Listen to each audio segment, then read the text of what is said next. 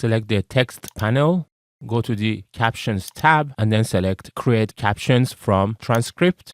Expand captioning preferences. Here are some of the settings that you can change. For example, if you want just single line captions, select single. Expand transcription preferences, and here are some other settings that you can change. For example, audio on track, and if you just want to transcript one audio track, then select audio 1, and once you're happy, click on transcribe and create captions. And then after some time, Premiere Pro would create the captions. Select all the captions which are in the subtitle track, and then go to the properties panel. Here you could adjust the caption position block and some other settings, font size, alignment, color of the font, background, and then go back to the text panel. In the Captions tab, go through the texts and make sure everything is correct. Click on any text that you want to change and then edit it to whatever text that you want. And once you're happy with your caption, click on the 3 dots in here and then hover your cursor over export and then select export to SRT file,